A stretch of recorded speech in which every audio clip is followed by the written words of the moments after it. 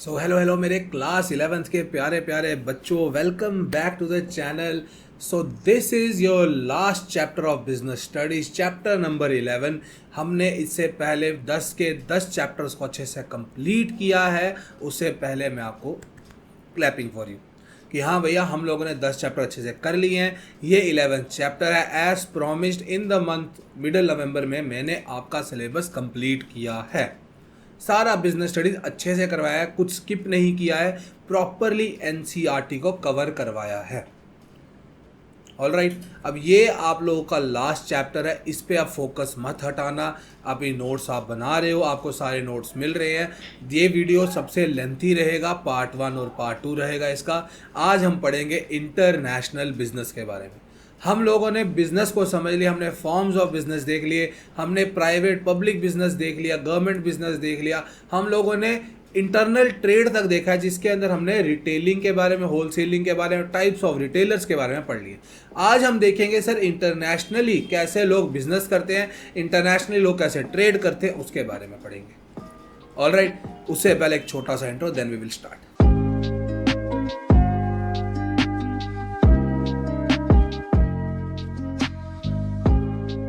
So what is international business? अगर आप लोग, मैं आपको सिंपल लैंग्वेज में बताऊं ना, अगर आप इंडिया ट्रेड चाइना से करता है, ठीक है, वो चलो अब थोड़ा मुश्किल है। इंडिया ट्रेड यूएसए से करता है, इंडिया ट्रेड बांग्लादेश से करता है। अगर आप अपनी कंट्री से बाहर ट्रेड करते हो, उसको आप बोलते हो इंटरनेशनल बिजनेस। यही एक इंटरनेशनल। अब ये ट्रेड की बात कर रहा हूं। देखो, अगर बिजनेस की बात करूं ना मैं, बिजनेस के अंदर, बिजनेस एक वाइडर टर्म है। बिजनेस के अंदर सिर्फ buying and selling of goods नहीं आता। बिजनेस के अंदर आता है आपका कि आप लोग कोई सर्विसेज बाहर से ले रहे हो। आपने फॉर एग्जाम्पल बाहर के रेस्टोरेंट से कुछ मंगवा लिया, आप लोगों ने बाहर का खाना, टूरिज्म वगैरह पैकेज कहीं ले लिया, वो सब इंटरनेशनल बिजनेस में काउंट होता है। तो business is a wider scope term जिस हिसाब से। लेकिन ट्रेड की बात करूं, ट्रेड जो होगा वो एक छोटा और एक नैरो टर्म होगा। ट्रेड के अंदर, ठीक है, सिर्फ buying and selling of goods की बात होती है, जिसके अंदर हम थोड़ी बहुत फीस वगैरह, अगर आपकी कोई सर्विस ले रहे हो, उसकी बात नहीं हो पाती है। लेकिन जब मैं आपसे बात करूंगा इंटरनेशनल बिजनेस की, वो वाइडर टर्म है। उसके अंदर आप लोग बाइंग सेलिंग ऑफ गुड्स के साथ साथ, ट्रांजैक्शंस के साथ साथ, कोई फीस, कोई सर्विसेज, जैसे कि टूरिज्म आपने ले लिया, हेल्थ केयर ले लिया बाहर का, वो सब इंटरनेशनल बिजनेस में आता है। ऑलराइट, तो स्टार्ट करते हैं। तो इंटरनेशनल बिजनेस, एक छोटा सा इंट्रो है आप लोगों के। इंटरनेशनल बिजनेस है क्या, कि कंट्रीज जो हैं ऑल ओवर द वर्ल्ड, उसके अंदर एक फंडामेंटल शिफ्ट आ रहा है कि वो क्या बना रहे हैं और नई मार्केट्स को ढूंढ रहे हैं। उसके बेस के ऊपर कि हाँ भैया, अब देखो इतना कुछ डेवलपमेंट हो रहा है। अब देखो कम्युनिकेशन डेवलपमेंट हुआ, टेक्नोलॉजी डेवलपमेंट हुआ, इंफ्रा डेवलपमेंट हुआ, ट्रांसपोर्टेशन सर्विसेज का डेवलपमेंट हुआ। इवन तो आजकल हम WTO देखते हैं। WTO कौन है? हमारा वर्ल्ड ट्रेड ऑर्गेनाइजेशन जो है हमारी, ठीक है, जो हमारी इंटरनेशनल ट्रेड का सारा देख यही करती है। यही देखती है कि कौन सी ट्रेडिंग कैसे हो रही है। सारे रूल सेटअप इन लोगों के हैं, प्रोसीजर सेटअप इन लोगों के हैं, जो टैक्सेस हैं, टैरिफ है, जो हमारा सेस कटेगा, सब यही देखेंगे। कस्टम ड्यूटीज़ वगैरह ये सब कुछ डिसाइड करते हैं कि हाँ भैया, कोई लोग इलीगली काम तो नहीं कर रहे हैं, कोई सब लोग अच्छे से काम कर रहे हैं, अच्छे से ट्रेड कर रहे हैं, नहीं कर रहे हैं।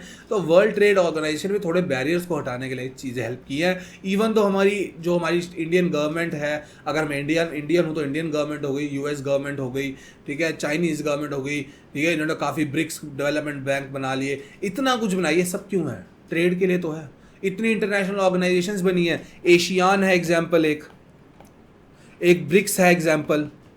ये जो इतने ऑर्गेनाइजेशन, G20, G7, ये जो इतना कुछ चल रहा है, ये सब क्यों हो रहा है? ये सब इसलिए हो रहा है कि हम लोग ट्रेड अच्छे से कर पाए, इंटरनेशनल लेवल पे हम अच्छे से ट्रेडिंग कर पाए, हम लोग कोई एक दूसरे के सारे सेंटिमेंटल्स हर्ट ना हो जाए, हम लोग कोई रिलीजियस बेस पे हर्ट ना कर ले, हम लोग ऐसा ट्रेड करें जो क्लीन हो, हम एक दूसरे गुड्स और सर्विसेज को रिस्पेक्ट करें। ये सिंपल सा लॉजिक है इन लोगों का। सो ये सब कुछ हो रहा था। उसके साथ साथ ये जो बेटरमेंट हुई मूवमेंट के साथ साथ, देखो अब पहले गुड्स मूवमेंट हो रही थी, लोग मूवमेंट हो रहे थे। अब आजकल आप देखो टेक्नोलॉजी मूव हो रही है। जापान की ट्रेन इंडिया में बन रही है, जापान की बुलेट ट्रेन, टेक्नोलॉजी मूव हुई, वहाँ से लोग आए, लेबर मूव हुई। अब ये सब जो आजकल मूव हो रहा है ना, ये सब क्यों है? ये सब हुआ है इंडिया के तो ग्लोबलाइजेशन के बाद। जब इंडिया ने ग्लोबलाइजेशन, LPG रिफॉर्म्स 1991 में इंडिया ने अपनाए थे, इंडिया ने बोला था कि हम ग्लोबलाइज हो जाएंगे, हम लोग लिबरलाइज करेंगे चीज़ों को, प्राइवेट सेक्टर को बूम करेंगे। उसके बाद ये बेसिकली शुरू हुआ। ठीक है, तो ये चीज़ ध्यान में रखना कि हाँ भैया, इंडिया के अंदर तो ग्लोबलाइजेशन के बाद शुरू हुआ। अब जब से ये चीज़ें हुई है ना, इंटरनेशनल ट्रेड को इतना जोर दिया गया, इंटरनेशनल बिजनेस को, जिसको मैं आईबी बोलता हूँ बहुत बारी, IB international business short form है, आईबी को इतना जो बूम मिला है ना, इसकी वजह से जो वर्ल्ड है उसको आजकल हम सिर्फ एक ग्लोबल विलेज बोलते हैं कि हाँ भैया, हम लोग यहाँ से वहाँ भी बात कर सकते हैं। आपका कोई दोस्त यूएस में रहता है, उससे चैट कर रहे हो आप लोग, यहाँ से बच्चे यूएस पढ़ने जा रहे हैं, यूएस के बच्चे यहाँ पर सीखने आ रहे हैं हमारा आर्ट एंड कल्चर। ये सब क्या है? इसकी वजह से ये जो सब हो रहा है ना, ये सब इंटरनेशनल बिजनेस का पार्ट है। इसकी वजह से हमारा जो वर्ल्ड है वो एक ग्लोबल विलेज बोलते हैं हम लोग उसको, बॉर्डरलेस वर्ल्ड है, इंटीग्रेटेड लोग हैं सारे, ठीक है। इस चीज़ का ध्यान रखना है हम लोगों ने। इंडिया ने, मैं आपसे बात करता हूँ इंडिया के अंदर जब 1991 में, अब इंडिया का क्या, एक छोटा सा एक रिकैप देते हैं। पहले मैंने आपको बताया था इंडिया में क्या हुआ था, इकोनॉमिक्स में तो बताया मैंने। 1991 के तक ना इंडिया के अंदर काफ़ी ज़्यादा प्रॉब्लम्स आ गई थी। पर बिफोर 1991 इंडिया क्या था, आज़ादी के टाइम पे इंडिया ने एग्रीकल्चर को बूस्ट करने की कोशिश की पहला प्लान के अंदर। उसके बाद इंडिया ने बूस्ट तो किया, लेकिन अगले साल ही इंडिया हैवी मशीनरी इंडस्ट्रियलाइजेशन पे आ गया, हैवी इंडस्ट्रियलाइजेशन करेंगे। Slowly and study green revolution आया, लेकिन उसके प्रॉब्लम्स आ गई, वॉर आ गई, गल्फ वॉर लग गई, ठीक है ना, इंडिया की चाइना के साथ वॉर हुई, इंडिया पाकिस्तान की वॉर हुई। इसकी वजह से काफ़ी प्रॉब्लम्स आ गई। इंडिया के पास एग्रीकल्चर प्रोड्यूस खत्म हो गया। इंडिया, इवन दो इंडिया के पास ना इंटरनेशनल लेवल फॉरेन एक्सचेंज खत्म हो गया, और इंडिया अपने आप को खोल नहीं रहा था। इंडिया डरता था। इंडिया बोलता था अगर हम लोग ज़्यादा एक्सपोर्ट करेंगे या ज़्यादा इंपोर्ट करेंगे ना, हम वापस किसी के गुलाम हो जाएंगे। इंडिया के अंदर थोड़ा डर था। लेकिन इन 1991 जब इंडिया को इतना लॉस फेस करना पड़ा, इंडिया गया, एक ही आखिरी सहारा रह गया इंडिया के पास, इंटरनेशनल मॉनेटरी फंड और वर्ल्ड बैंक। इंडिया गया उनके पास, उन्होंने बोला सर हमको हमें $7 बिलियन का लोन मांगने गई थी इंडिया। उन्होंने बोला हम दे देंगे, हम लोन दे देंगे, लेकिन शर्त है एक, आप लोगों को अपने इंडिया के अंदर एलपीजी रिफॉर्म लाने पड़ेंगे। वो कहते हैं अच्छा। उस समय यहाँ पर हमारे मनमोहन सिंह जी थे और नरसिम्हा राव जी थे। मनमोहन सिंह जी हमारे फाइनेंस मिनिस्टर थे, जब biggest economist in the history of India, मैं आपको बोल देता हूँ, ठीक है ना, मजाक मत उड़ाना, लेकिन he is a very big economist. तो हमारे जो उस समय शेयर थे प्राइम मिनिस्टर, वो थे पीवी नरसिम्हा राव जी। उन्होंने बोला ठीक है हम ले आएंगे। यहाँ पर एलपीजी रिफॉर्म हुए। एलपीजी का मतलब लिबरलाइजेशन, उन्होंने लिबरलाइज किए यहाँ के रूल्स एंड रेगुलेशंस को, प्राइवेटाइजेशन की, प्राइवेट सेक्टर को बढ़ाया और ग्लोबलाइजेशन की। वहाँ से इंडिया का सफ़र शुरू होता है इंटरनेशनल बिजनेस में। उससे पहले इंडिया का इतना योगदान नहीं था, इंडिया ने काफ़ी ज़्यादा ड्यूटीज़ लगाई हुई थी। उसके बाद बेसिकली इंडिया ने जब एलपीजी रिफॉर्म ग्लोबलाइजेशन के पाथ में आया, तब इंटरनेशनल बिजनेस स्टार्ट किया। ऑलराइट, ये छोटा सा इंट्रोडक्शन था। अब हम आते हैं मीनिंग पे। मीनिंग ऑफ इंटरनेशनल बिजनेस क्या है? देखो, अगर आप लोग, मैं आपको बोलता हूँ, business transaction taking place geographical boundaries of a nation, मतलब कि एक ही इंडिया के अंदर ही ट्रेड कर रहे हो, ठीक है ना। मैं बोलता हूँ JNK से सामान केरला गया, केरला से सामान असम गया, असम से सामान गुजरात गया, ये सब हो रहा, तो ये डोमेस्टिक ट्रेड है। इसको इंटरनल ट्रेड बोल दो, या नेशनल ट्रेड बोल दो, या होम ट्रेड बोल दो। लेकिन अगर इंडिया बाहर, इंडिया बांग्लादेश के साथ, इंडिया श्रीलंका के साथ, इंडिया US के साथ ट्रेड कर रहा है, इंडिया यूक्रेन के साथ ट्रेड कर रहा है, ये सब जो ट्रेड है outside the boundaries of a nation, इसको हम बोलते हैं इंटरनेशनल या external business. Alright, the business activities that take place across the national frontiers, इसको हम बोलते हैं। It involves international movement of goods, services, capital, personal, technology. Personal का मतलब होता है लेबर। ये आजकल देखो ना, डॉक्टर यहाँ से वहाँ जा रहा है, वहाँ का डॉक्टर यहाँ आ रहा है, ये चीज़ की बात कर रहा हूँ मैं। तो अगर हम लोग बोले patent, trademark, know how, copyright, ये भी हमने पढ़ा कि पेटेंट क्या होता है, ट्रेडमार्क, ये भी देखो। जैसे मैकडोनल्ड ब्रांड है, वो USA का है, वो इंडिया में भी है, तो ये भी इंटरनेशनल बिजनेस है। लिवाइस बाहर का ब्रांड है, यहाँ पर भी है। इंडिया का कोई ब्रांड है, जियो है, हो सकता है वो बाहर भी हो, जियो तो नहीं है, चलो इंडिया कोई ब्रांड हो सकता है बाहर भी हो, वहाँ का ब्रांड यहाँ पर भी है। So this is international business, कि आप लोग कॉपीराइट, ट्रेडमार्क, अपना नो हाउ, टेक्निकलिटीज़, अपनी, मैं कह रहा हूँ पर्सोनल, अपना गुड्स सर्विसेज पे नहीं सीमित है। इसका मतलब इंटरनेशनल बिजनेस का बहुत बड़ा स्कोप है। डिफरेंस क्या है इंटरनेशनल ट्रेड और इंटरनेशनल बिजनेस में? देख लो अभी एक बारी कि इंटरनेशनल जो ट्रेड है हमारा, वो सिर्फ मूवमेंट ऑफ गुड्स की बात करता है। ये बात करता है इंटरनेशनल ट्रांजैक्शंस, कि हाँ भाई जो भी international goods, services, technology, capital, personal, सबकी। इसके अंदर ट्रैवल टूरिज्म, कि हाँ भाई आपने ट्रैवल के लिए कुछ सामान इधर उधर लेके आए हो, ठीक है, घूमने गए हो बाहर, उसकी बात करेगा। इसके अंदर फॉरेन डायरेक्ट इन्वेस्टमेंट भी आता है भैया, कॉन्ट्रैक्ट मैन्युफैक्चरिंग भी आता है, लाइसेंसिंग आता है, फ्रेंचाइजिंग आता है, वो हम पढ़ेंगे अभी।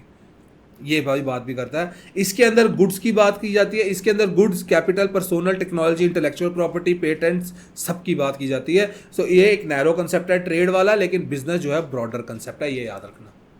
ट्रेड के अंदर सिर्फ मैं गुड्स की एक्सचेंज की बात करता हूं मेनली। इसके अंदर ये सारी चीज़ें, goods, services, capital, technology, personnel मतलब लेबर, ये सारे जब ट्रेड होते हैं इसको मैं बोलता हूं आपका इंटरनेशनल बिजनेस। ऑलराइट, रीजन क्या है इंटरनेशनल बिजनेस के? आपको एनसीईआरटी में तो पैराग्राफ दिया हुआ, मैंने उसी पैराग्राफ में जो इंपॉर्टेंट पॉइंट्स है वो लेके आया। देखो, सबसे बड़ा रीजन तो यही है, unequal distribution of goods and resources हमारे यहाँ पर। इंडिया के अंदर ही आप देख लो, अगर मैं थोड़ा, मेरे को माफ़ करना, आई एम सो सॉरी, मेरी अगर डायग्राम थोड़ी गंदी हो जाए। अगर मैं इंडिया बनाऊं, ठीक है, अगर ऐसे देखो, ये JNK आ जाता ना, यहाँ पर हम देखते हैं यहाँ पर कौन कौन सी रिसोर्सेज है। यहाँ मेनली देखते हैं सैफरन का बहुत ज़्यादा लेन देन है, यहाँ वॉलनट की बहुत बात होती है, यहाँ हम देखते हैं प्लम की बात होती है, स्ट्रॉबेरी की बात होती है, यहाँ पर राइस बहुत ज़्यादा उगता है। ये बेहली बात आ जाती है। JNK के अंदर देखूँ मैं, अगर मैं फ्रूट्स की बात की जाती है। लेकिन अगर मैं देखूँ राजस्थान में, यहाँ पर मैं देखता हूँ जवार, रागी, ये सब उगता है, ठीक, मस्टर्ड। अब सिंपल सा लॉजिक है, हमारे यहाँ पर जो नेचुरल रिसोर्सेज है वो इतने अच्छे से डिवाइडेड नहीं है, क्योंकि राजस्थान में बहुत ज़्यादा गर्मी है, कश्मीर के अंदर ठंड अच्छी होती है, असम के अंदर बारिशें ज़्यादा हैं, बंगाल असम वाली साइड बारिशें ज़्यादा है, तो वहाँ आप देखना राइस उगता है, टी उगती है, ये सब ज़्यादा उगता है, वाटर रिटेंशन क्रॉप्स, ठीक है। गुजरात के अंदर, महाराष्ट्र के अंदर कॉटन ज़्यादा उगता है, वहाँ पर ब्लैक सॉइल है। तो नेचुरल रिसोर्सेज का अनइक्वल डिस्ट्रीब्यूशन है, इस वजह से लोग क्या करते हैं, इंटरनेशनल बिजनेस की तरफ काफ़ी अट्रैक्ट होते हैं कि हाँ भैया देखो, अब अगर इंडिया में ऐसा है, अगर मैं वर्ल्ड के अंदर बात करूँ, वर्ल्ड में अगर मैं बात करता हूँ, वर्ल्ड के ऊपर देखो कि चाय जहाँ नहीं उगती वहाँ इंडिया चाय दे देता है, और जहाँ पर इंडिया को कोई सामान ज़रूरत है वो वहाँ से इंडिया मंगा लेता है। इस वजह से इंटरनेशनल ट्रेड होता है, क्योंकि हमारे पास हो सकता है unequal distribution of natural resources. पहली चीज़ तो वो हो गई।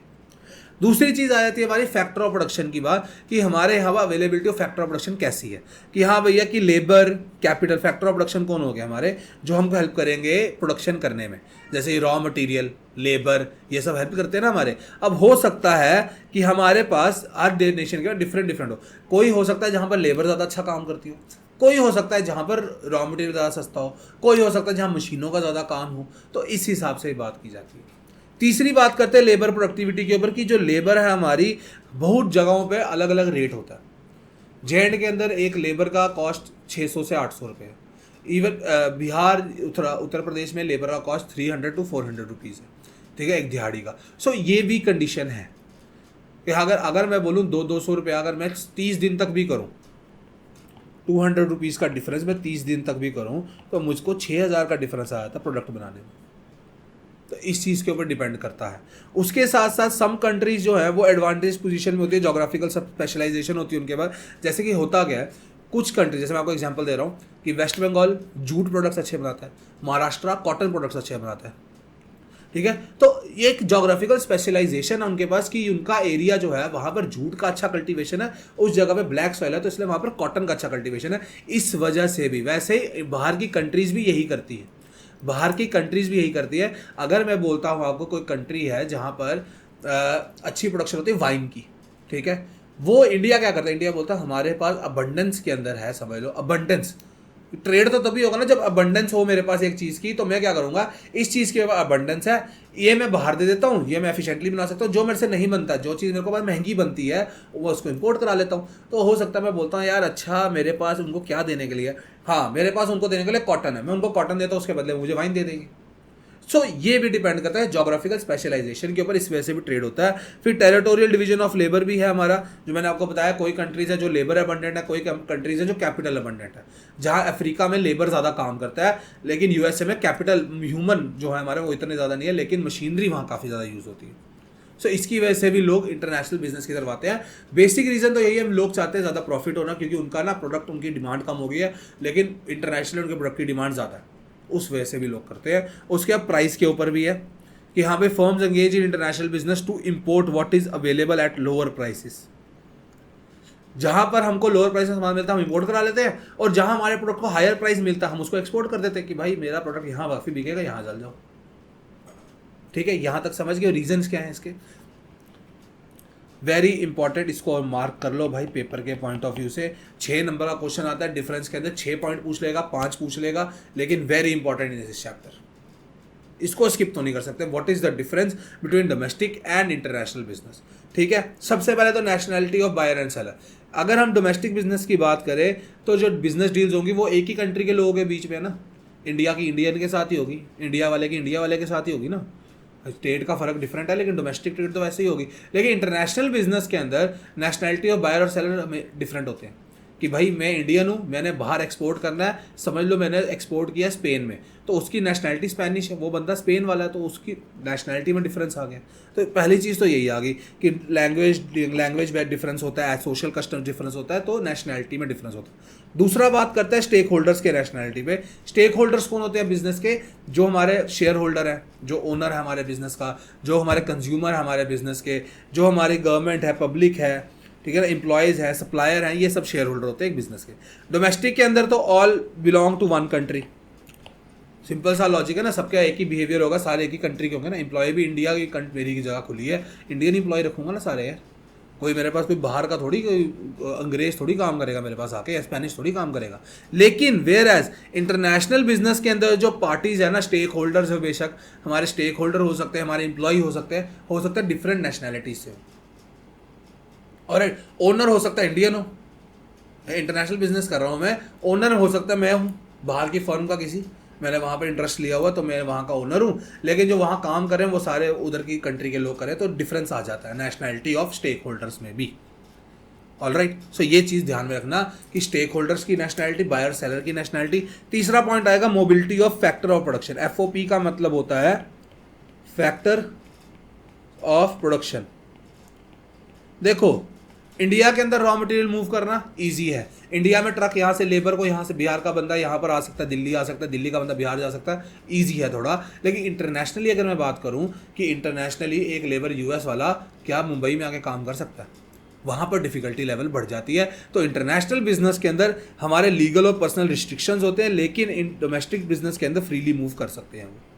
ऑलराइट, फिर आती है फॉरेन एक्सचेंज की बात, करेंसी की बात। डोमेस्टिक बिजनेस है, इंडियन बंदा रुपीज़ यूज़ करेगा, मैं रुपी दूंगा, अगला बंदा भी मुझे रुपी में ही चेंज देगा, तो रुपीज़ की बात होगी सिर्फ। लेकिन इंटरनेशनल बिजनेस के अंदर फॉरेन एक्सचेंज का काफ़ी काम आया था।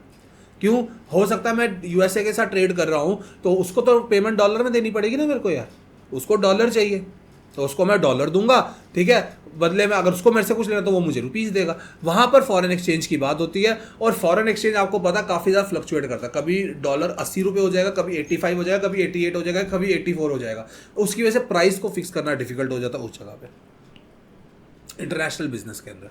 4 समझ गए हो। 5वां बिजनेस रेगुलेशन और पॉलिसी। अब देखो इंडिया के अंदर बात करेंगे, इंडिया के अंदर बिजनेस में खोलूंगा तो वहाँ पर तो यूनिफॉर्म पॉलिसीज़ है, मुझे पता है यहाँ पर क्या माहौल है।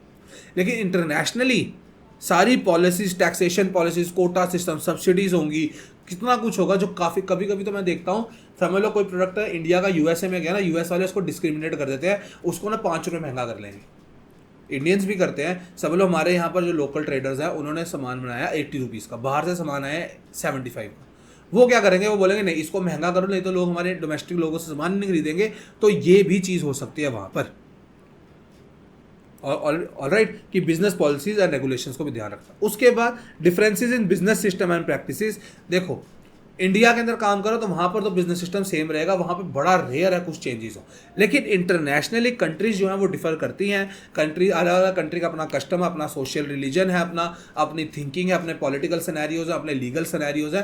तो एक इंटरनेशनल बिजनेस में एंटर करने से पहले इंसान को सब कुछ सोचना पड़ता है, जैसा उस कंट्री में चल रहा है, उधर के लोगों का क्या टेस्ट प्रेफरेंस है, उधर का वहाँ पर क्या बिजनेस के लॉज है, वहाँ वो कैसी चीज़, वहाँ पर इनकम टैक्स के क्या रूल है, वहाँ GST के क्या रूल्स है, वहाँ डिफरेंस कहा जाता है। ऑलराइट, बिजनेस प्रैक्टिस में फ़र्क है। उसके बाद कस्टमर की हेट्रोजिनिटी। अब इंडिया के अंदर तो कस्टमर्स थोड़े थोड़े भिन्न भिन्न प्रकार के मिल जाएंगे हमको, थोड़ा एक्सटेंट पे थोड़ा हेट्रोजीनियस होंगे, लेकिन बाहर तो हर कस्टमर अलग है। हर कस्टमर का टेस्ट अलग है, हर कस्टमर की सोच अलग है, हर कस्टमर को अलग तरीका है अट्रैक्ट करने का, वहाँ पर डिफिकल्टी लेवल बढ़ जाती है। अपना अपना टेस्ट है, फैशन है, लैंग्वेज है, बिलीफ है, कस्टम है, एटीट्यूड है, प्रेफरेंस है उनका, जिसकी वजह से बड़ी ज़्यादा वेरिएशन आती है। इसी बेस पे हम लोगों को बड़ा ज़्यादा कॉम्प्लिकेशन होता है, प्रोडक्ट को डिज़ाइन करने में, बेचने में काफ़ी डिफिकल्टी होती है। तो इंटरनेशनल बिजनेस में ये भी चीज़ ध्यान रखनी है। और लास्टली हम बात करेंगे पॉलिटिकल सिस्टम के बारे में। देखो, इंडिया का बंदा इंडिया में बिजनेस करता है तो उसको तो यहाँ पर तो हमें पॉलिटिकल सिनेरियो तो पता है कि यहाँ पर पॉलिटिकल कैसा सिस्टम है, ठीक है ना, या डिस्टर्ब्ड है, या मुश्किलें फंसी हुई है, या ईजी है। लेकिन इंटरनेशनल के अंदर हमको वहाँ का पॉलिटिकल सिस्टम स्टडी करना पड़ता है बड़ा अच्छे से, कि हाँ भैया कल को कुछ ऐसा हो गया, सरकारों में उन्होंने बैन लगा दिया हमारा प्रोडक्ट, हम क्या करेंगे। उस चीज़ को हमने काफ़ी ज़्यादा ध्यान में रखना है कि हाँ भैया पॉलिटिकल एनवायरनमेंट डिफरेंट होता है, वो चेंज करता है, उसको मॉनिटर करना ज़रूरी है ऑन गोइंग बेसिस के ऊपर। उसके साथ स्ट्रैटेजी बनानी है कि हमको कोई पॉलिटिकल रिस्क ना फेस करना पड़े। ऑल राइट, सो ये बहुत इंपॉर्टेंट है। इसमें से 5 पॉइंट तो आपको याद होने चाहिए, अभी मैं बता देता हूँ। वेरी इंपॉर्टेंट है यार, बहुत ज़्यादा इंपॉर्टेंट है, सावधान इंडिया स्टार मार्क कर लो।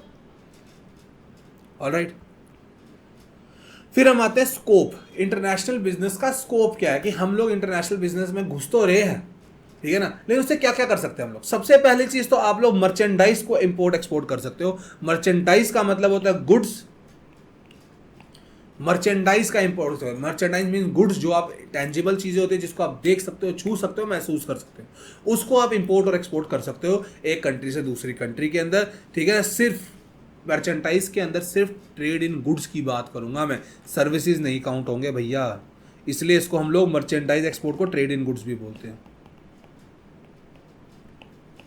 Goods.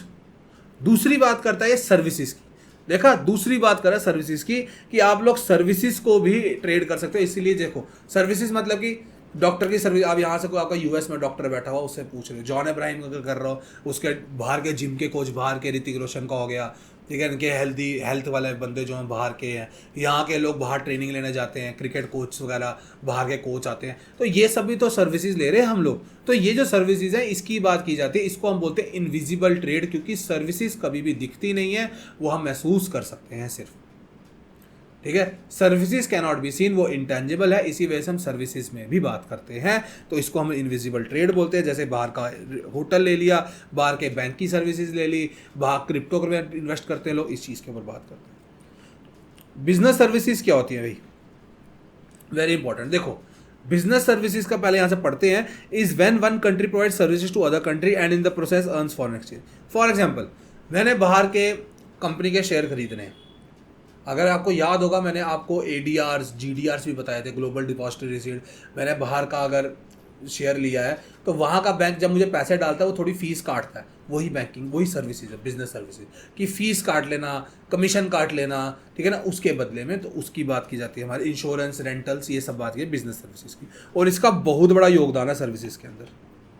About business services about हमारी ना 50% कंट्रीब्यूट करती हैं इसको, अबाउट। ऑलराइट, फिर एक आता है licensing and franchising, very very important term. फर्क क्या है सर लाइसेंसिंग और फ्रेंचाइजिंग में, अब आपको पता चलेगा कि यार लाइसेंस और फ्रेंचाइज, आपने इसको रोज देखते हो, रोजमर्रा की जिंदगी में आप लाइसेंस और फ्रेंचाइज देखते हो, रोज देख रहे हो कुछ ना कुछ।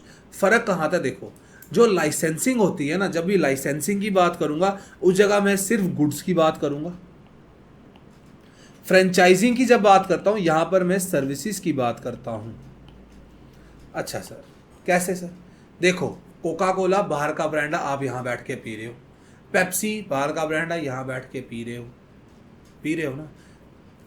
रैंगलर छोड़ो, लिवाइस बाहर का ब्रांड है, यहाँ जीन डाल के बैठे हुए हो। H&M जा रहे हैं लोग, बाहर का ब्रांड है, यहाँ आप बैठ के कपड़े डाल रहे हो। नाइकी बाहर का ब्रांड है, यहाँ प्यूमा बाहर का ब्रांड, यहाँ डाल। अब ये जो सारी मैं बात कर रहा हूँ ना, ये सब इंडिया में अगर आपको मिल रहा है, ये सब मिल रहा है इसलिए मेरा आपको लाइसेंसिंग के थ्रू। लाइसेंसिंग का मतलब होता है एक बंदे ने आप लोगों को, बाहर की कंपनी ने आपको मिली, उसने बोला भाई ये ले मेरा कॉपीराइट, ये ले मेरा पेटेंट, सब कुछ तेरे को बताऊंगा मैं, तू मेरा सामान यहाँ पर बेच, इसके बदले तू मुझे थोड़ी सर्विस, थोड़ी मेरे को फीस दे देना। वो हो गया हमारा लाइसेंसिंग, ठीक है। दूसरी जगह हो गया हमारा फीस की बात करते हैं, दूसरी जगह हो गया हमारा फ्रेंचाइजिंग, फ्रेंचाइजिंग जब भी मैं बोलूँगा तब सर्विसेज की बात होगी कि बाहर के जो रेस्टोरेंट तो सर्विसेज देता ना आपको, बाहर के रेस्टोरेंट यहाँ पर खुले, मैकडोनल्ड्स यहाँ खुला हुआ है, बाहर का है, बाहर का है ना, मैकडोनल्ड्स इंडिया का ब्रांड नहीं है, उसने भी लाइसेंस दिया हुआ है कि तू यहाँ पर काम कर और यहाँ पर सारा कुछ कर ले। तो ये जो दोनों चीज़ें ये भी बड़ी इंपॉर्टेंट है, तो लाइसेंसिंग एंड फ्रेंचाइजिंग, ठीक है। उसके बाद फॉरेन इन्वेस्टमेंट। फॉरेन इन्वेस्टमेंट क्या होता है कि अगर बाहर का बंदा, जैसे आप लोग बाहर अगर करते हो, पैसे डिपॉजिट करते हो, जहाँ कहीं और पैसा आप लगाते हो, या कोई वहाँ का बंदा यहाँ पर पैसे लगाता है। दो किस्म से फॉरेन हमारी इन्वेस्टमेंट हो सकती है, एक होती है डायरेक्ट इन्वेस्टमेंट जिसको फॉरेन डायरेक्ट इन्वेस्टमेंट बोलते हैं, एक होती है पोर्टफोलियो। ध्यान से फ़र्क समझ लो भाई, बहुत इंपॉर्टेंट फ़र्क समझो। जब आप फॉरेन डायरेक्ट इन्वेस्टमेंट करते हो ना, इसका मतलब है कि आप उस कंपनी के मालिक बन रहे हो थोड़े बहुत। ऑलराइट, आपने समझ लो कोई लैंड खरीदा है, कोई बिल्डिंग खरीदी है, आपकी जो इन्वेस्टमेंट है एफडीआई के अंदर 10% से ऊपर होती है। ऑलराइट, इस जगह पे आप समझ लो हो सकता है 10% या 90%, 100% भी हो सकती है, 10% से ऊपर होनी चाहिए, वो एफडीआई होती है। कि आपने उसकी ना सारी सर्विसेज उठानी। सर्विसेज क्या मतलब, आप उसकी मीटिंग का पार्ट हो, आप उधर शेयर होल्डर बने हो, आपके डिसीजन माने जाते हैं वहाँ पर, आप मतलब कि थोड़ा बहुत उसका ओनरशिप राइट भी आपके पास आ गया है। ये सब बात करता है एफडीआई डायरेक्ट इन्वेस्टमेंट। ऑलराइट, लेकिन पोर्टफोलियो इन्वेस्टमेंट क्या होती है, ये होती है हमारी लेस देन 10%।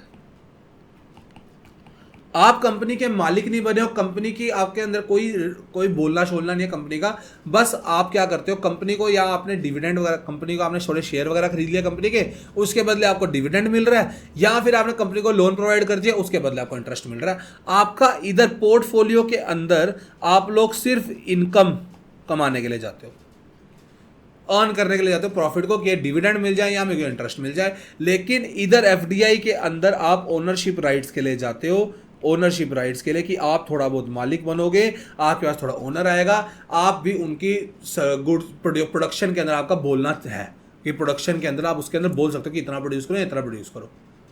इधर पोर्टफोलियो में कोई लेना देना नहीं है आपको। ऑलराइट, सो ये ध्यान रखना मेरी बात। ये आपके 4 है, ठीक है। अभी हम लोग पढ़ेंगे मोड्स ऑफ एंट्री के अंदर भी इनको डिटेल में, लेकिन इससे पहले मैं आपको बता देता हूँ, अगर यहाँ तक पहुँचे वीडियो को लाइक कर दो, मज़ा आ रहा है तो लाइक करो भाई, समझ आ रहा है लाइक करा करो यार, ज़रूरी है बहुत ज़्यादा। लास्ट चैप्टर कर रहे हैं हम लोग, लास्ट चैप्टर, ठीक है।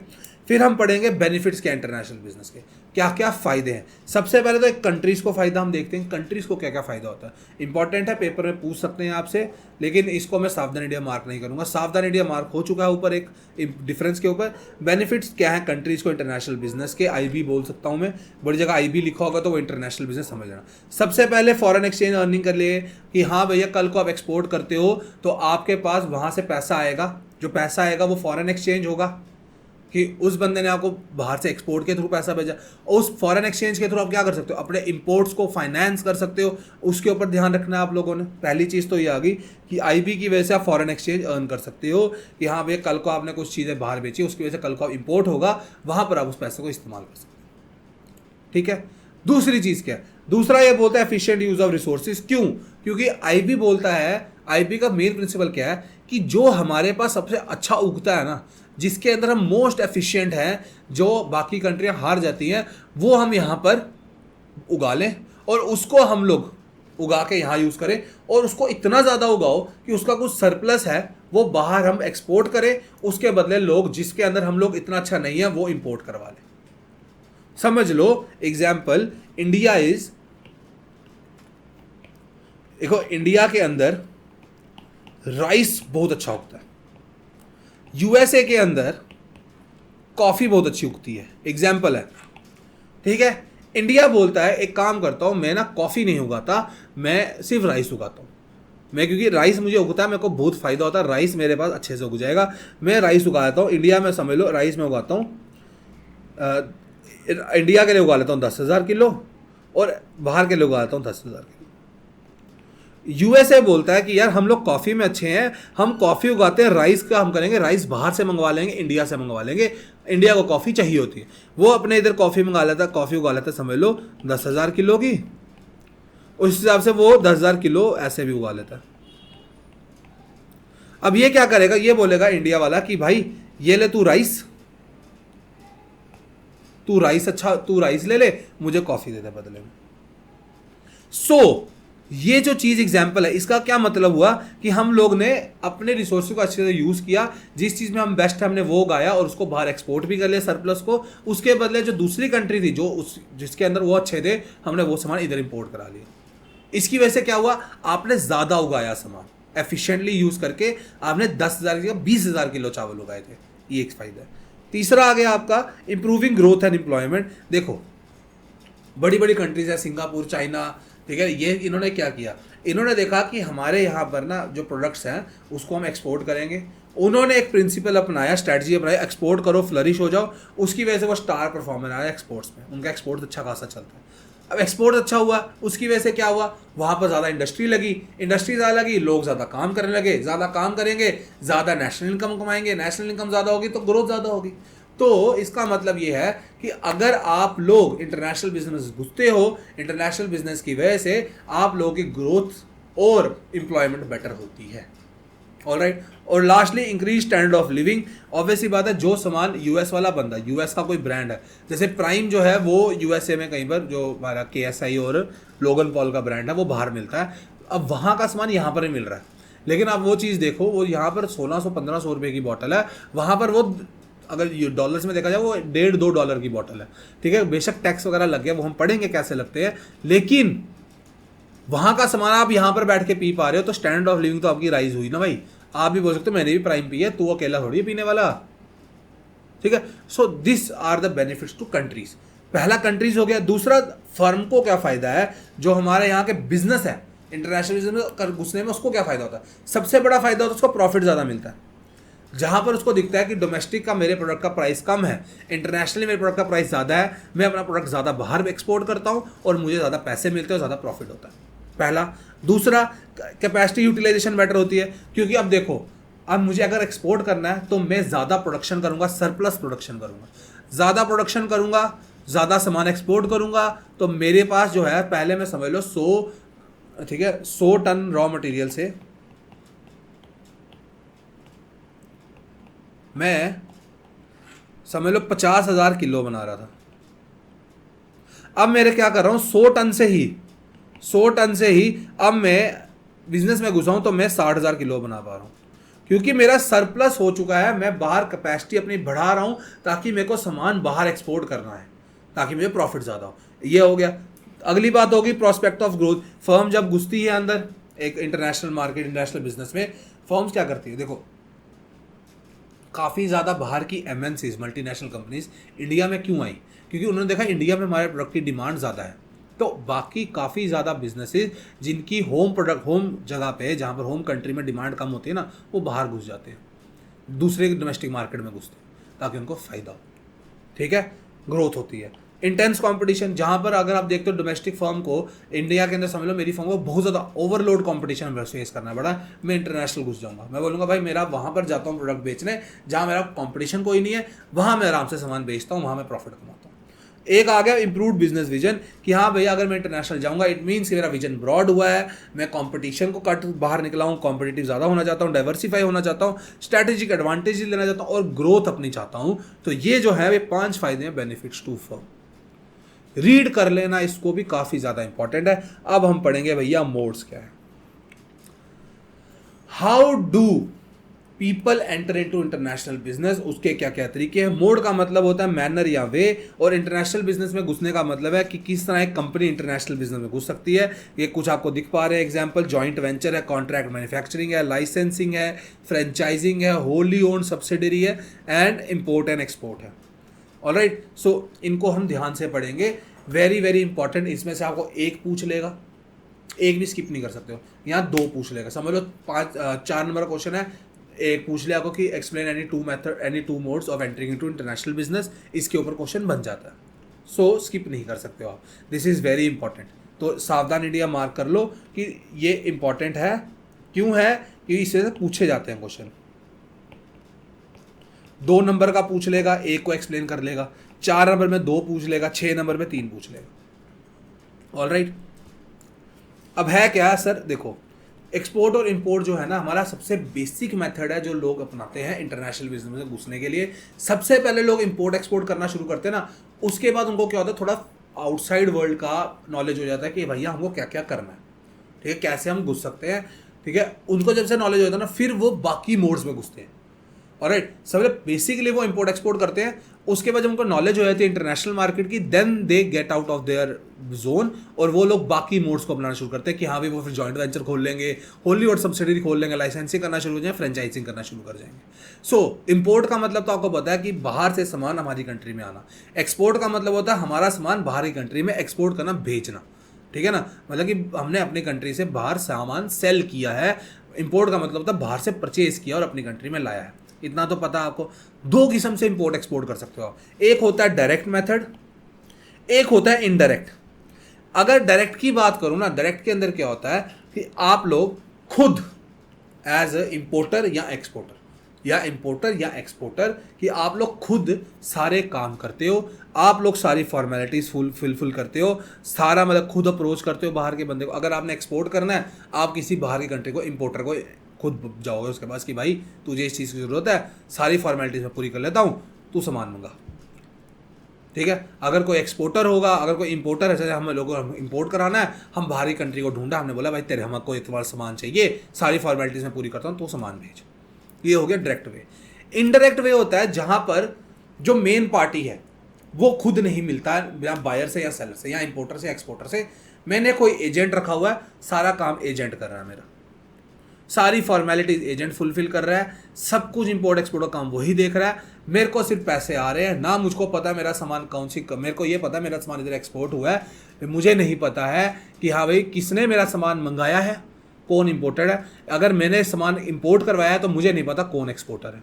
हम कभी फेस टू फेस नहीं मिले, थ्रू एजेंट सारा काम हुआ है, ठीक है। इनडायरेक्टली यहाँ पर मेरा मोस्टली कोई काम नहीं है, मैं सारा काम एजेंट के हाथ में सौंप देता हूँ, इंपोर्ट एंड एक्सपोर्ट, ठीक है। फायदे क्या है एक्सपोर्ट के और इंपोर्ट के? सबसे पहला तो ईजीएस्ट वे है, इंपोर्ट एक्सपोर्ट करना सबसे ईजी है। दूसरा, कॉम्प्लेक्स एक्टिविटी नहीं है।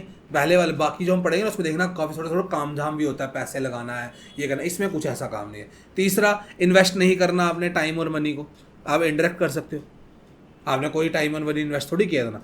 लास्टली, फॉरेन मार्केट इन्वेस्टमेंट से आपको कोई रिस्क नहीं है कि हाँ भैया आपको पता है इंपोर्ट करवाया या एक्सपोर्ट करवाया, पैसे तो आने ही यहाँ जाने हैं, ठीक है।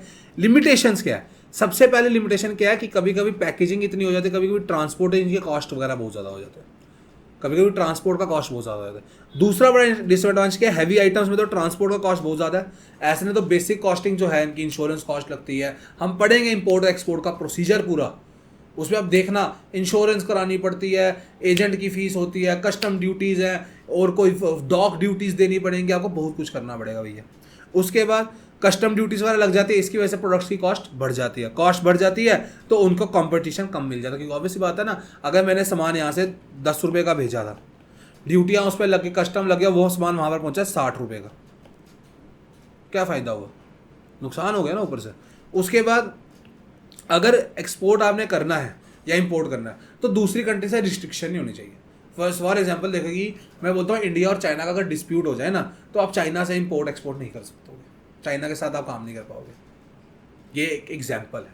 उसके बाद जो एक्सपोर्ट की फर्म्स होते हैं, देखो अब मैं क्या हूँ, मैं एक्सपोर्टर हूँ, मैंने यहाँ पर सामान उगाया, यहीं पर प्रोड्यूस किया, मैंने अपना सामान बाहर जाके बेचा, बाहर मेरा सामान जा रहा है, कोई प्रॉब्लम नहीं है, ठीक है, ऑपरेट मैं यहाँ से कर रहा हूँ। लेकिन मेरा जो एग्जीक्यूटिव है ना, वो कितनी बारी जाएगा फॉरेन कंट्री में? साल में 1 बार ही चल जाएगा, 2 बार ही चल जाएगा, 3 बार ही चल जाएगा, तो वो बाहर तो बेशक जाएगा, लेकिन वो इतना ज़्यादा फैमिलियर नहीं होगा, वो 1-2 बार ही प्रमोट कर देगा, बट बार बार नहीं होगा। यहाँ पर एक्सपोर्टिंग फर्म्स बहुत ज़्यादा मात खा जाती है कि हाँ भैया वो प्रमोट करने जाते हैं, लेकिन उनका कॉन्टैक्ट नहीं होता ज़्यादा फॉरेन मार्केट के साथ, कि साल में 2-3 बार ही चला गया बंदा तो क्या हो गया। आपको तो रेगुलरली ये चीज़ करनी पड़ती है ना। यहाँ पर बात करते हैं नुकसान इसके।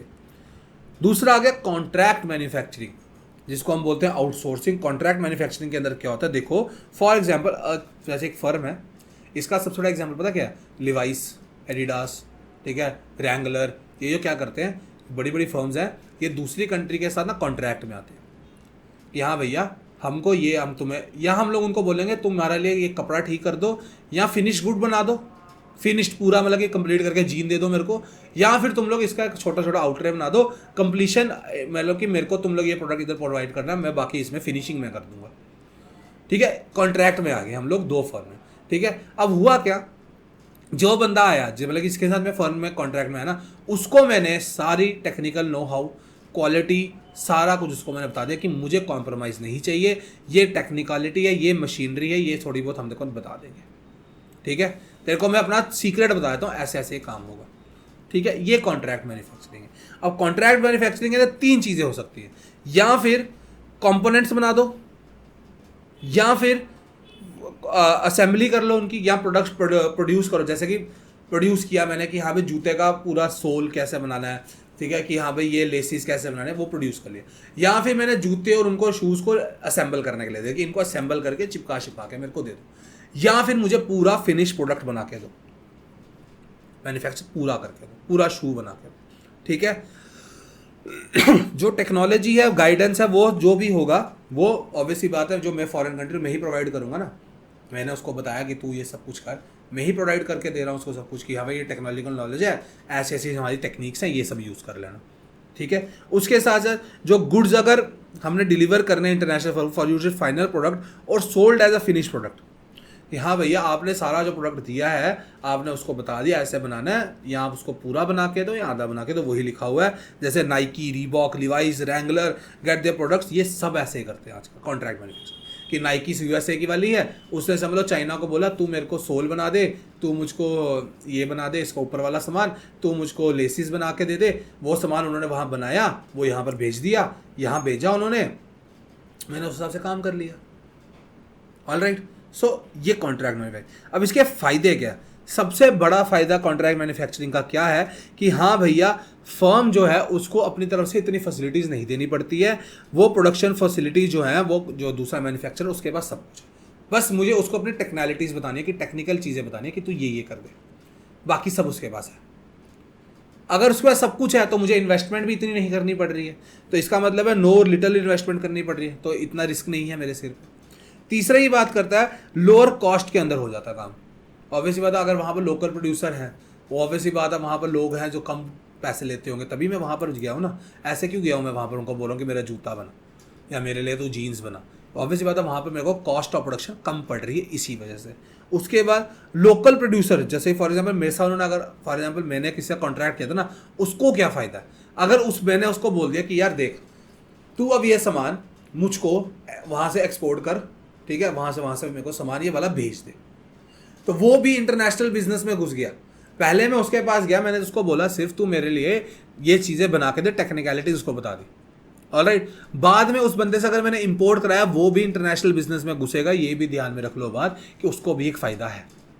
उसके साथ साथ उसको ये फ़ायदा भी हो जाता है कि वो इंटरनेशनल बिजनेस से घुसा है कि हाँ भैया उसको ये भी हो सकता है कि उसको बोल दे ये प्रोडक्ट ना अब तो को दूसरी कंट्री में डिलीवर कराना, यहाँ पर भी उसको फ़ायदा हो जाता है। वहाँ से उसको क्या मिल गया, प्रॉफिट मिल गया, सेल मिल गया कि दूसरी कंट्री में भेजना सामान, या थोड़ा इंसेंटिव मिल गया ना उसको, पैसे उधर से ही मिल गए और उधर से भी पैसे मिल रहे हैं, तो प्रॉफिट अर्न वो कर सकता है। लेकिन नुकसान भी है। पहला नुकसान तो ये कभी कभी जो जिसको हम कॉन्ट्रैक्ट देते हैं ना वो बंदा क्वालिटी के साथ इतना कॉम्प्रोमाइज़ कर लेता है, क्वालिटी के साथ ध्यान रखता है, वो कॉम्प्रोमाइज़ कर लेते हैं कभी कभी और बोलते हैं छोड़ यार इतना भी क्या करना।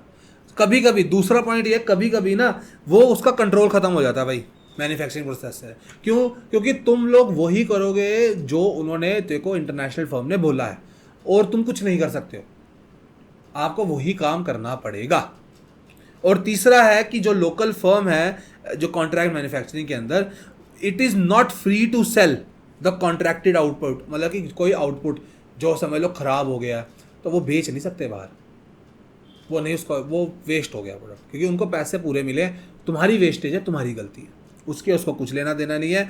अगर उसने उसको सेल किया, ठीक है ना, उसको प्री प्राइसेस अगर वो सेल करता है, this results in lower profits for the local firm if the open market price of such goods happen to be higher than the prices. For example उसके कुछ प्रोडक्ट्स बच गए, समझ लो उसको 20,000 जूते बनाने थे, उसने बना दिए 20,500, 500 शूज़ एक्स्ट्रा है ना, उसने देखा ये शूज़ उसने ना समझ लो 1,000 के बेच दिए ताकि उसको फ़ायदा हो, उसको समझ लो पैसे मिल गए 0,0,0, उसको 5 लाख मिल गया। बाहर ये जूता उन्होंने, जो फर्म थी उसने ये जूता निकाला 5,000 का, वो बोलता है ले भाई नुकसान हो गया। उधर वो लोग इतना महंगा बेच रहे हैं, हम लोग इतना सस्ता बेच गए, यहाँ पर भी नुकसान हो जाता है। तो ये 3 डिसएडवांटेज भी हैं। ऑलराइट, इसके बाद हम पढ़ेंगे लाइसेंसिंग एंड फ्रेंचाइजिंग। देखो मैंने लाइसेंसिंग के अंदर देखो बताया मैंने आपको, देखो होता क्या है ये देखो, आपको मैं एक एग्जांपल देता हूँ। देखो ये आप पढ़ पा रहे हो आई गेस। देखो एक बर्गर है हमारा, चाइना चेन है हमारी बिग बॉब्स की, वो यूएसए की कंपनी है, ठीक है ना। उसने सोचा मलेशिया के अंदर मैं अपना बिजनेस खोलूंगा, लाइसेंस करूंगा, तो वो क्या करता, अपनी टीम सपोर्ट देता। तो देखो इसने क्या किया, ठीक है, यहाँ पर है ना ये यूएसए के अंदर, इसने बोला ठीक है भाई ये ले तू मलेशिया के अंदर, ये मलेशिया है, इसके अंदर तो मैं तेरा बर्गर का जॉइंट खोल दूंगा, ठीक है। मैंने लोग भेजे, सब कुछ भेजा, उसने खोल दिया। ऑलराइट, उसने ये जॉइंट खोला यहाँ पर, इसके बदले मैंने इससे ले ली फीस। जब तक मेरा काम चल रहा है, जब तक ये काम करेगा ना, अब फीस पता किस बेस से मिलती है, यहाँ पर फीस मिलती है सेल या प्रोडक्शन के बेस पे। जब तक सेल हो रही है या जब तक प्रोडक्शन हो रही है, मेरे को फीस आते रहेगी, मुझे कोई दिक्कत नहीं होती। इसके अंदर लाइसेंसिंग और फ्रेंचाइजिंग में ये होता है। ऑलराइट, अब है क्या लाइसेंसिंग, हम ध्यान से सुनते हैं। लाइसेंसिंग के अंदर 2 बंदे होते हैं। देखो एक होता है हमारा लाइसेंसर, जो बोलता है, जो अपने ग्रांट करता है एक्सेस को कि पेटेंट वगैरह ये ले भाई तू यूज़ कर ले मेरे नाम का। एक होता है लाइसेंसी, जिसको सब कुछ मिलता है, जो दूसरी कंट्री में होगा उसको सारा सामान मिलेगा। ऑलराइट, उसके बेस के ऊपर वो काम करते हैं। लाइसेंसी लाइसेंसर को देता है रॉयल्टी, जो फीस है ना हमारी उसको हम बोलते हैं रॉयल्टी, जो लाइसेंसिंग के अंदर यूज़ होती है। फीस है रॉयल्टी। मैंने फॉर एग्जांपल मैंने खोलना है मैकडोनल्ड्स, मैं मैकडोनल्ड के पास गया, मैंने बोला भाई मैंने तुम्हारी इधर फर्म खोलनी है, तो मैकडोनल्ड वाले ने बोला ठीक है, वो लाइसेंसर है, मैं लाइसेंसी हूँ। उसने अपना पेटेंट मुझे दिया, नाम दिया, मैकडोनल्ड्स दिया, सब कुछ दिया, फर्म यहाँ सेटअप करके दी, सारी बात कर ली। उसके बदले जब तक मैं प्रोडक्शन कर रहा हूँ या जब तक मैं सेल कर रहा हूँ ना, वो मेरे से या मंथली बेसिस ईयरली बेसिस मेरे से वो रॉयल्टी लेता रहेगा। वो है लाइसेंसिंग। ऑलराइट, ये गुड्स की बात करता है, ये याद रखना। पेप्सी, कोका कोला, पहले ही बताया था मैंने। अगर कभी कभी क्या होता है कि म्यूचुअल एक्सचेंज हो, कि तू मुझे नॉलेज दे मैं तेरे को देता हूँ, ठीक है ना भाई, तो भाई तू मुझे कोई ट्रेड सीक्रेट बता मैं तुझे बताता हूँ, उसको बोलते हैं क्रॉस लाइसेंसिंग। कि अगर दोनों तरफ से सेम, जैसे कि मेरा बर्गर जॉइंट, मेरा जॉइंट है मैकडोनल्ड्स, उधर है केएफसी वाले ने बोला तू मेरे लिए यहाँ खोल दे, मैकडोनल्ड वाले ने बोला मैंने तू मेरे लिए वहाँ खोल दे। सो ये दोनों का जो क्रॉस हुआ, ये क्रॉस लाइसेंसिंग। मैंने उसको अपनी नॉलेज दी, उसने मुझे अपना दे दिया, यहाँ पर होगी क्रॉस लाइसेंसिंग। दूसरा आगे बात फ्रेंचाइजिंग की, ये होता है, ये काफ़ी ज़्यादा स्ट्रिक्ट होता है, इसमें स्ट्रिक्ट रूल्स एंड रेगुलेशंस होते हैं। इसमें 2 जो पार्टीज है, इसमें होता है फ्रेंचाइजर और फ्रेंचाइजी। फ्रेंचाइजर ने इतने स्ट्रिक्ट रूल्स बनाए होते हैं ना, वो फ्रेंचाइजी को बोलता है कि भाई जो भी करना है कर, ठीक है, मैं तेरे को दे रहा हूँ अपने पेटेंट्स वगैरह, तू कर काम, कोई इशू नहीं है, बदले में क्या लूँगा, बदले में फीस लूँगा। इधर सिर्फ फीस की बात की जा रही है, उधर मैं बात कर रहा था रॉयल्टी की। लाइसेंसिंग के अंदर वर्ड है रॉयल्टी, इधर फीस की बात की जा रही है। जो फ्रेंचाइजर है उसको हम बोलते हैं पेरेंट कंपनी। ऑलराइट, ये पेरेंट कंपनी कब बनता है, मतलब फ्रेंचाइजर कब बनता है, जब वो एक प्रोडक्ट की ना कोई यूनिक चीज उसके पास है, कि मेरे पास जो प्रोडक्ट है वो काफी यूनिक है, ऐसा प्रोडक्ट मार्केट में नहीं पता चलेगा किसी को। ऑलराइट, तब ये होता है कि फ्रेंचाइजर यानी service provider who has developed a unique technique for creating and marketing of services. Licensing goods में होता है, फ्रेंचाइजिंग सर्विसेज की होती है, ये याद रख लेना भाई। जैसे मैकडोनल्ड्स है, ऑलराइट, फायदे क्या हैं? सबसे पहला फायदा, लाइसेंसर को अपना कोई पैसा नहीं लगाना पड़ता, मतलब लाइसेंसी को अपना पैसा नहीं, लाइसेंसर ही अपना पैसा लगाता है, वही जॉइंट खोल के देता है, वही लोग लगा के देता है। Business and invest is own money in the business, he has to make no investor abroad. देखो मैं हूँ लाइसेंसर, मैंने यूएसए में ब्रांड खोला मैकडोनल्ड्स, मेरा मैकडोनल्ड में है, बाहर मैंने कोई पैसा निकाला, बाहर जो बंदा है ना उसको मैंने बोला कि ये मेरी टेक्नोलॉजी है, सारा कुछ ये है, उसने अपनी जगह बनाई, सारा कुछ सेटअप खुद कर लिया, मैंने इतना पैसा नहीं लगाया बाहर, पहला। दूसरा, उसके अंदर लॉसेस, अगर मेरा ब्रांड यूएसए में है, अगर इंडिया में मेरे मैकडोनल्ड्स को लॉस हो जाता है, उससे मेरा क्या नुकसान है, मेरे को कोई लेना देना नहीं। लॉस उसी बंदे को है जो लाइसेंसी है, लाइसेंसर को कोई नुकसान नहीं हुआ, ये याद रखना वाली बात है, ठीक है। क्योंकि मेरे को वो चाहे जब तक प्रोडक्शन और सेल्स हो रही है, मुझे वो फीस देगा या रॉयल्टी देगा, मुझे तो वो मिलनी है, कॉन्टिन्यूसली मिलनी है, मुझे कोई लेना देना नहीं। उसके बाद the business in foreign countries manage by local person, देखिए अब मैंने ऑब्वियसली बात है, मैंने इंडियन बंदा था कोई, मैंने इंडियन वाले को अपनी मैकडोनल्ड्स की चेन बेची, मैंने अपनी बोला कि तुम वहाँ चेन का एक रेस्टोरेंट खोल ले, तो उसको अपने नॉलेज पता है, लोकल है, उसको पता है कि कैसे वहाँ पॉलिटिकल सिनेरियो है, क्या गवर्नमेंट के रूल्स है, उसको वो पता है, मेरा कोई लेना देना नहीं। उसके बाद साथ उसको ये भी पता है, मार्केट नॉलेज भी उसको ज़्यादा है, उसके कॉन्टैक्ट भी ज़्यादा है, वहाँ पर भी मेरे को फ़ायदा होगा, मेरा प्रोडक्ट इंडिया में चल रहा है लेकिन लोकल के दम पे। उसके साथ साथ जो एग्रीमेंट की पार्टीज़ हैं सिर्फ वो ही लोग, जैसे कि मेरा एग्रीमेंट है यूएसए पे मैकडॉनल्ड्स के साथ, हम ही दोनों को ही मेरे को ही अलाउड है उसका पेटेंट यूज़ करना, कोई दूसरा बंदा नहीं यूज़ कर सकता उसका पेटेंट। ऑलराइट, ये फ़ायदे आ गए, लेकिन नुकसान है इसके। पहला नुकसान क्या है, अगर फॉर एग्जाम्पल मैंने लिया था काम, मैंने अब उसका लाइसेंस, मेरे को उसकी टेक्निकलिटीज़ पता चल गई, मुझे नॉलेज आ गई, मैं बन गया अपने जैसे तेज़ और फन्ने खान, मुझे सब कुछ पता है, मैं उसको धोखा देती मैंने बोला जा यार, अपना मैंने नया स्टार्ट कर लिया एक जॉइंट। यहाँ पर नुकसान हो गया ना कि यहाँ पर मैं स्किल पे आ गया, तो अब क्या हो गया, there is a danger that the licensee can start marketing an identical product under a slightly different brand name. अब यहाँ पर वो फंस गया, उसने मैकडोनल्ड्स बनाया था, मैंने उसने MCD उसने ऐसे कराया था, मैंने ऐसे करा दिया, वो फंस गया। वो बोलता है यार ये तो गलत बात है। उसके बाद है ट्रेड सीक्रेट, उसने मुझे अपने जो अपना कोई KFC वाले ने मेरे को 11 स्पाइसेस बताए थे, वो चल गया मुझे पता, अब मैं अपना KFC बना के बैठा हूँ एक नया, ट्रेड सीक्रेट उसका मुझे चल गया पता। और लास्टली कॉन्फ्लिक्ट आ जाता कभी कभी कि हाँ भाई जैसे कि तूने अकाउंट सही नहीं बनाई, लाइसेंसर ने बोला यार तूने मेरे को फीस नहीं दी, रॉयल्टी बढ़ा मेरी, या तेरे अकाउंट्स मैनेज नहीं है, तेरी वजह से यहाँ लॉस हो रहा है, कॉन्फ्लिक्ट आ गए हमारे बीच। यहाँ पर ये बड़े बड़े देखो ब्रांड, ये सब क्या कर रहे हैं, ये देखो McDonald's, Starbucks, Domino's, KFC, burger king, Wendy's, Dunkin Donuts, तो यहाँ पर कितने हैं, पिज़्ज़ा हट यहाँ पर है, टाको बेल, ये सब बाहर की कंपनीज हैं जो यहाँ पर इन सब ने फ्रेंचाइजियाँ खोली हैं अपनी, ठीक है। उसके साथ अगर मैं बोलूँ, ठीक है, लिवाइस है, हमारे लिवाइस इतना बड़ा ब्रांड, रोलेक्स है बाहर का ब्रांड है, ऑलराइट, ये सब लाइसेंसीज है। फिर आगे हम लोग जॉइंट वेंचर के ऊपर कि सर जॉइंट वेंचर क्या है। ऑलराइट, जॉइंट वेंचर के बाद आपको होली ओल्ड सब्सिडरीज है, पहले जॉइंट वेंचर पढ़ लो ध्यान से कि जॉइंट वेंचर क्या होता है। दो रैंडम बंदे, जो रैंडम बिजनेस ऑर्गेनाइजेशंस एक जगह पे मिलके नई फर्म बनाते हैं या किसी एग्जिस्टिंग फर्म के अंदर अपना स्टार्ट कर लेते हैं। जैसे देखो उबर और वॉल्वो ने समझ लो ये बना दिया नया, केलॉग्स इसके कॉर्नफ्लेक्स आते हैं, और विलमार जो ये ब्रांड को प्रमोट करता है, इन्होंने समझ लो एक नया सीरियल बना दिया। देखो BMW, अभी तो इसका हंगामा चल रहा है, BMW और टाटा का एक जॉइंट वेंचर आने वाला है। तो ये क्या है, ये देखो ये फर्म का नाम सुना हुआ है, ये फर्म का नाम सुना हुआ है, ये दोनों मिलके काम करेंगे तो इसके बदले प्रोडक्ट बनाएंगे। तो जॉइंट वेंचर क्या है कि एक एस्टैब्लिश करना एक फर्म को that is jointly owned by 2 और more independent firms. It is any form of association which employees collaboration. Collaboration होता है यहाँ पर भैया। उसके साथ तीन वेज है। पहला वे क्या है, फॉरेन इन्वेस्टर ने समझ लो USA के बंदे ने इंडिया में कोई कंपनी खरीद ली, इंडिया की कंपनी ने कोई USA की कंपनी खरीद ली, या कोई USA और इंडिया की कंपनी ने मिलके स्पेन में कोई जगह खरीद ली 50-50 करके पार्टनरशिप में, ठीक है। वो सब जॉइंट वेंचर होता है कि नया कुछ खोल दिया या कोई एग्जिस्टिंग की जगह उसको खरीद लिया। बाहर के बंदे ने यहाँ खरीद लिया, यहाँ के बंदे ने बाहर खरीद लिया, या दो बंदों ने मिलके कोई और जगह खरीद लिया या नया प्रोडक्ट बना लिया, वो सब जॉइंट वेंचर है। तो जॉइंट वेंचर का फ़ायदा क्या है, सबसे पहला क्या है कि लोकल पार्टनर भी कंट्रीब्यूट करता है कैपिटल के अंदर। यहाँ भैया देखो ना, मैं हूँ, मैंने थोड़ा 20-30% तो मैंने पैसे दिए होंगे ना, कंट्रीब्यूट किया होगा, तभी तो मैं भी ओनर बना हूँ एक किस्म से, तो मैंने वो दिया। तो जो दूसरी फर्म है ना, उसको थोड़ा फाइनेंशियली ना इतना बर्डन नहीं उठाना पड़ता, वो थोड़ा हल्का हो जाता कि बोलता है यार चल थोड़ा बहुत उसने पैसे डाल दिए हैं, 7 करोड़ चाहिए थे, 2 करोड़ तो उसने डाल दिए थे, 5 करोड़ डाल देता हूँ पहला।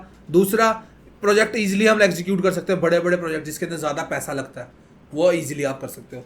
तीसरा, foreign business firm benefit from local partner knowledge. Local जो बंदा होगा ना, जैसे मेरा इंडिया बंदा हो, मेरे को पता है इंडिया की मार्केट कैसे चल रही है, तो फॉरेन फर्म को पता चल जाएगा इंडियन बंदे को क्या क्या पता है, उसके बेस में प्रोडक्ट बना रहे हैं। और उसके साथ साथ जो कॉस्ट और रिस्क है इतना ज़्यादा हमको उठाना पड़ रहा है, वो कम हो जाएगा, क्योंकि लोकल पार्टनर के साथ हम शेयर कर रहे हैं उसको। 2 बंदे शेयर कर रहे हैं, 3 बंदे शेयर कर रहे हैं, एक बंदा अकेला नहीं शेयर कर रहा। ऑलराइट, लिमिटेशन क्या है, सबसे पहला कि फॉरेन फर्म्स को, बाहर की जो फर्म है उसको मुझे थोड़ी टेक्नोलॉजी, टेक्निकल स्किल्स बताने पड़ेंगे, नो हाउ बताने पड़ेंगे, ट्रेड सीक्रेट बताने पड़ेंगे। जिसको मैं मिसयूज़ कर सकता हूँ। ऑब्वियसली बात है ना, मन में लालच, मन में लड्डू फूटा, लालच आया तो चलो। और दूसरा है कि कभी कभी देखो ना, दो बंदे हैं, वो फर्म के वजह से उबर और वॉल्वो दोनों बहुत नामी कंपनीज हैं, इनके बीच में कॉन्फ्लिक्ट आ सकता है ना। उबर ने अपना बता दिया कुछ, वॉल्वो ने अपना बता दिया, दोनों के ट्रेड सीक्रेट बाहर चले गए, वो भी हो सकता है। सो जॉइंट वेंचर ये था। एक आता है होली ओन्ड सब्सिडरीज।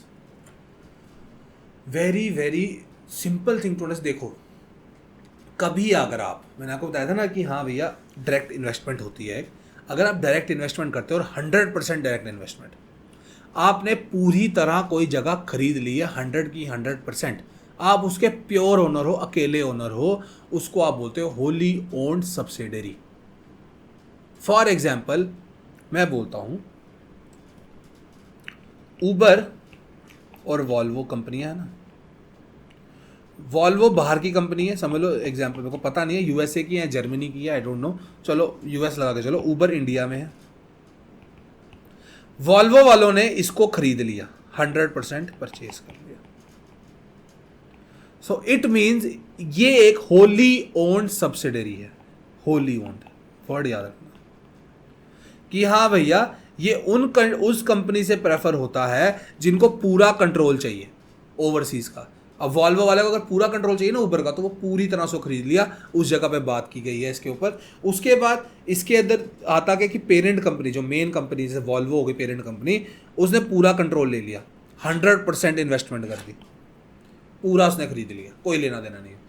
ठीक है, अब ये दो किस्म से हो सकती है, या फिर ग्रीनफील्ड वेंचर हो जाए कि आपने बिल्कुल नया स्टार्ट से एक फॉरेन कंपनी से, मैंने अपनी एक ब्रांच खोली यूएसए में बिल्कुल स्क्रैच से, वो होती है ग्रीन फील्ड, मतलब कि पूरी हरी भरी घास को मैंने नया स्टार्टिंग से उगाया, ग्रीन फील्ड इन्वेस्टमेंट। या फिर मैंने एक्वायर कर लिया कोई एस्टैब्लिश्ड फर्म को, बाहर एक फर्म चल रही थी, मैंने उसको खरीद लिया और उधर भी मेरा गुड्स एंड सर्विस को मार्केट कर रहा है।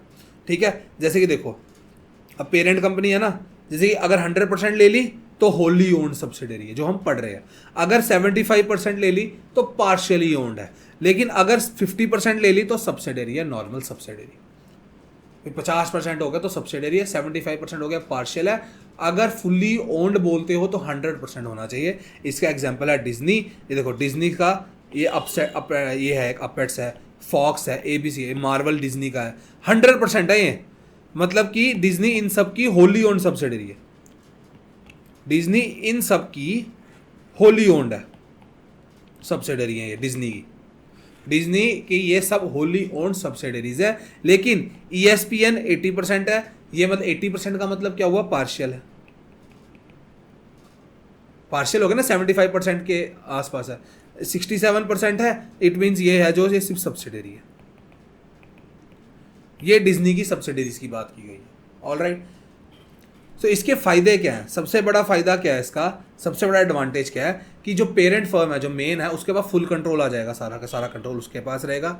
दूसरा फायदा क्या है कि हाँ भाई सारे फॉरेन ऑपरेशंस वही देखता है, तो हमको कोई अपनी टेक्नोलॉजी, अपना कोई ट्रेड सीक्रेट रिवील करने की जरूरत नहीं है, सब कुछ मेरे अंडर है, सब कुछ मुझे पता है। लेकिन नुकसान बहुत ज़्यादा है इसका। सबसे बड़ा नुकसान क्या है कि स्मॉल और मीडियम फर्म्स तो भाई इतना कर ही नहीं सकते, क्योंकि वो 100% कहाँ से, इतना ज़्यादा पैसा कहाँ से लगाएंगे, वो 50-50, 100-100 करोड़ रुपये कहाँ से लगाएंगे, वो उनके लिए बेनिफिशियल नहीं है, वो नहीं कर पाते। दूसरा, इस जगह का कोई लॉस हो जाए तो सिर्फ पेरेंट कंपनी को फेस करना, क्योंकि पेरेंट कंपनी, अगर फॉर एग्जांपल मैं बोलता हूँ इधर कोई लॉस हो जाए, फॉक्स एंटरटेनमेंट में लॉस हो गया, तो ये तो यही उठाएगा ना, डिज्नी 100% ओन्ड है, और क्यों कोई उठाएगा, ये अकेला ही बंदा मालिक है ना, ये उठाएगा। ठीक है, उसके साथ साथ तीसरा ये बात करता है कि हाँ भाई some countries doesn't allow setting up wholly owned subsidy. कुछ कंट्रीज बोलती है नहीं भैया तुम नहीं 100% सब्सिडी खोल सकते। इसकी वजह से कभी कभी इसी वजह से एक पॉलिटिकल डिसएडवांटेज जगह था, higher political risk. Alright, and this was your part 1। अगले में हम सिर्फ export procedure, import procedure, export documents और इंपोर्ट डॉक्यूमेंट्स देखेंगे। पार्ट 1 यहाँ पर था। तो ये आपका पूरा 11th का जो सिलेबस का जो पार्ट 1 है, 11th का जो बिजनेस स्टडीज़ का पार्ट 1 है, यहाँ पर अपलोड हो चुका है, आपको मिल जाएगा। इसके बाद आपको पार्ट 2 मिलेगा। टिल देन अपना ध्यान रखो, हमने पूरी तरह सिलेबस कवर करने की कोशिश की है, आपकी कुछ नहीं छोड़ा, A to Z बताया मैंने, A to Z। Alright, till then अपना ध्यान रखो, लाइक द वीडियो, शेयर करो अपने फ्रेंड्स के साथ, पेपर आने वाले हैं उन पे फोकस करो अपना। और इसके साथ मैं आपको एक बता देता हूँ चीज़, हमारी बिजनेस स्टडीज़ खत्म हो गई है, मोस्ट प्रोबेबली 1 महीने के बाद आपको एक रिवीजन सीरीज़ मिल जाएगी, जिसके अंदर हम लोग एक दिन में एक चैप्टर रोज़ एक तरह करेंगे। रोज़ एक एक चैप्टर करेंगे। ऑलराइट, कि वो सीरीज जो आपकी होगी ना, वो होगी आपकी 30 डेज़ के अंदर सारी मैं ख़त्म करूँगा। 30 डेज़ 35 डेज़ के अंदर आपको पूरा रिवीजन कराऊंगा, चैप्टर 1 से लेके चैप्टर 11 तक। तो इकोनॉमिक्स की भी चलेगी, रोज़ की आपको मतलब कि रोज़ एक एक वीडियो मिलती रहेगी, चैप्टर 1 उसका, चैप्टर 1 उसका। ऑलराइट, टिल देयर अपना ध्यान रखो, गुड बाय।